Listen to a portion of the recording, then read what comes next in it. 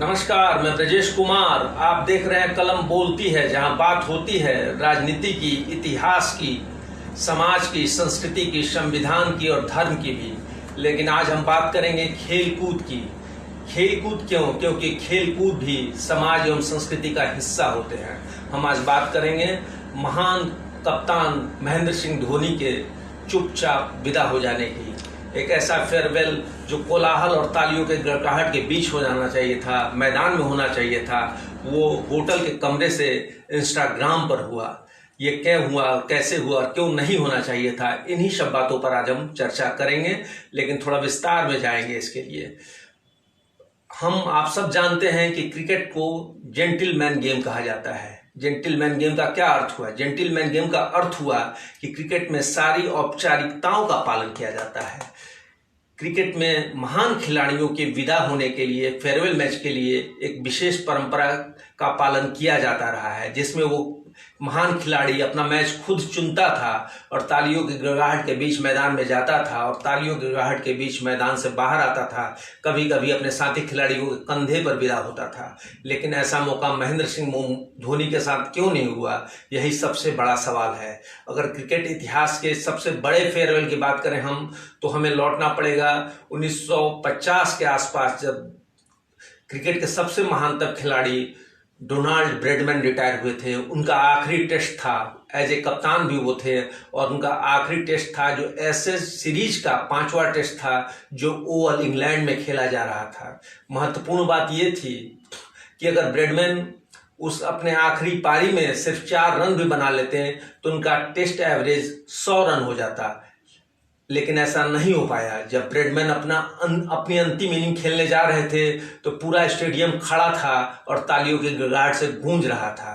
लेकिन दुर्भाग्यवश ब्रैडमैन मात्र 2 गेंद खेल सके और 0 रन पर आउट हो गए और वो तेजी से फिर अपने पवेलियन की तरफ लौटने लगे। लेकिन तब तक सारा इंग्लैंड के दर्शक मैदान में उमड़ चुके थे और उन्हें अपने साथ वे पवेलियन की तरफ तालियों के गड़गड़ाहट के बीच ले गए। एक महान खिलाड़ी की विदाई ऐसे होती है, और यही परंपरा क्रिकेट में एक स्थापित परंपरा हो गई थी। भारत में भी महान खिलाड़ियों को कुछ इसी तरह विदा किया जाता रहा।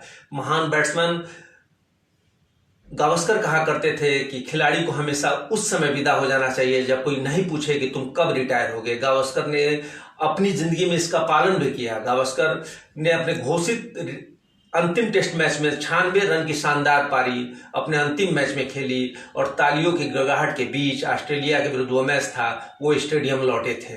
उसी तरह से भारत में तो महान खिलाड़ियों को रिकॉर्ड बनाने के लिए मौके भी दिए गए ताकि वे रिकॉर्ड बनाकर ससम्मान विदा हो सके। हम याद करें कपिल देव की विदाई को। कपिल देव भारत के सबसे महान ऑलराउंडर, भारत के 1983 के वर्ल्ड कप विजेता टीम के कप्तान, वो जब विदा होने वाले थे, लेकिन उनकी एक इच्छा थी कि वे विश्व के सबसे अधिक विकेट लेने वाले गेंदबाज के रूप में विदा हो। उन्हें हेडली का रिकॉर्ड तोड़ना था, इसलिए उनको लगातार मौके दिए गए। भारतीय क्रिकेट बोर्ड द्वारा इसके लिए आलोचना भी हुई, लेकिन अंततः हेडली के रिकॉर्ड तोड़ने के बाद 1994 में कपिल देव ससम्मान विदाई हुए। इसी तरह तेंदुलकर की विदाई को याद कीजिए। तेंदुलकर के महान कैरियर का अंत थोड़ा नीरस हो रहा था। उनके दो लक्ष्य रखे गए थे। एक था कि वो 100 शतक बना ले अपने अंतर्राष्ट्रीय कैरियर में, लेकिन वे लगातार शतक नहीं बना पा रहे थे, इसके लिए आलोचना भी हो रही थी। लेकिन 1912 में उन्होंने बांग्लादेश के खिलाफ शतक बनाया और उनके 100 शतक पूरे हो गए इंटरनेशनल कैरियर में। उस समय विक्रम सेठ प्रसिद्ध लेखक ने इसका मजाक उड़ाते हुए कहा था कि तेंदुलकर को श्रीमती इंदिरा गांधी का एहसानमंद होना चाहिए कि उन्होंने बांग्लादेश का निर्माण करा दिया ताकि आज वो शतक पूरा कर सके। इसके बाद तेंदुलकर का फेयरवेल मैच वानखेड़े स्टेडियम में हुआ था और अंतिम पारी खेलकर जब वो लौट रहे थे तो पूरा स्टेडियम तालियों से गूंज रहा था और उनका फेयरवेल भाषण भी आप सुन सकते हैं यूट्यूब पे। तो ये है भारतीय क्रिकेट में विदाई की शानदार परंपरा। लेकिन अचानक ये क्या हुआ कि भारतीय क्रिकेट के सबसे सफलतम कप्तान महेंद्र सिंह धोनी अपने होटल के कमरे से इंस्टाग्राम पर अपने रिटायरमेंट का घोषणा करते हैं, और वो भी बहुत दार्शनिक और आध्यात्मिक अंदाज में कि मैं पल दो पल का शायर हूं। तो वो महान खिलाड़ी पल दो पल का शायर कैसे हो गया, जिसकी कहानियां अभी सदियों सुनी जाएगी।